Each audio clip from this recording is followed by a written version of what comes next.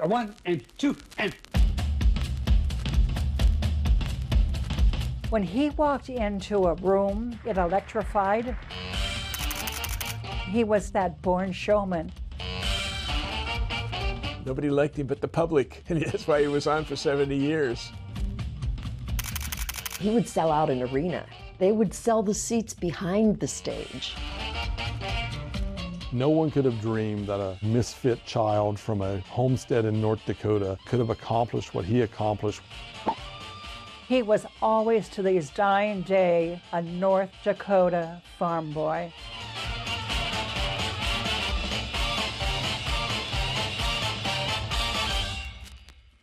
From Hollywood, it's the Lawrence Welk Show.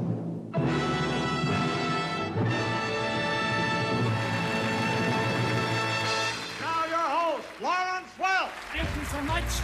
Thank you, Bob.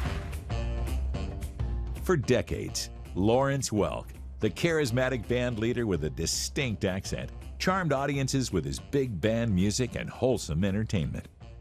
Welk's path to the bright lights of Hollywood was shaped by the values he learned growing up in a poor immigrant family on a modest farm in rural North Dakota.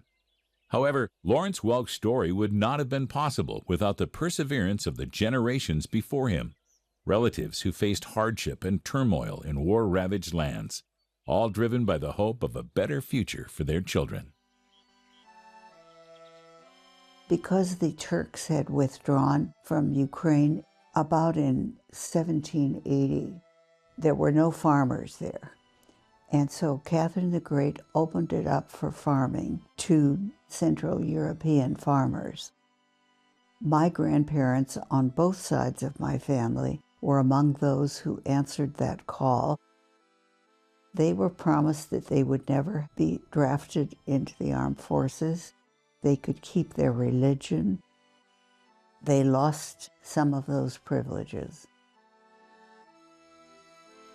Ludwig and Christina Welk were fourth generation German from Russians living in the Odessa region of modern-day Ukraine.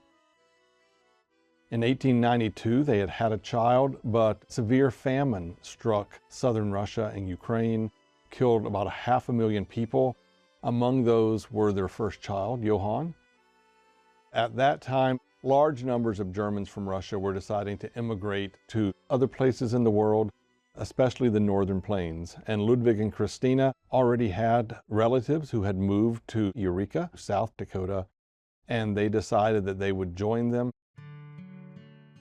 Ludwig and Christina Welk would have left South Russia in 1893 by rail and taken the train up to Bremen, Germany, where they would have caught a ship to New York, and from New York they would have traveled by rail to Eureka, South Dakota.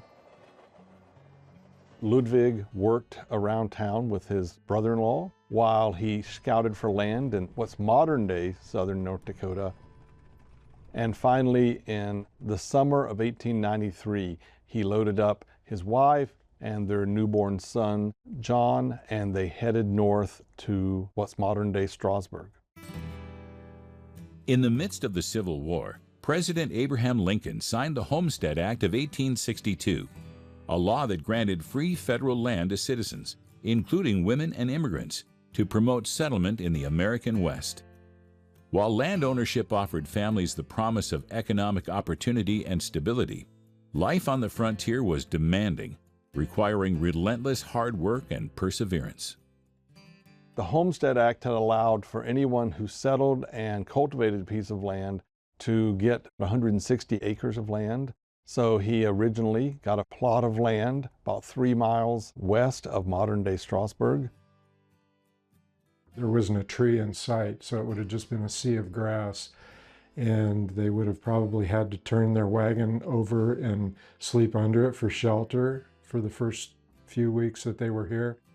And pretty early on, they would start to scratch together some sort of adobe brick house and eventually creating more substantial structures. They had 7 more children, 4 boys, 4 girls. Lawrence is the 6th child and the 3rd son. He was born on the modern-day Welk homestead just outside of Strasburg on March 11th, 1903.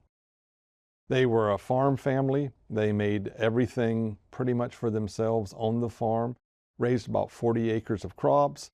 They had a private garden. He blacksmithed. They drew their own water from Baumgartner Lake. They began planting trees, extending their farming, and pretty rough and ready existence out there on the plains a little over 100 years ago.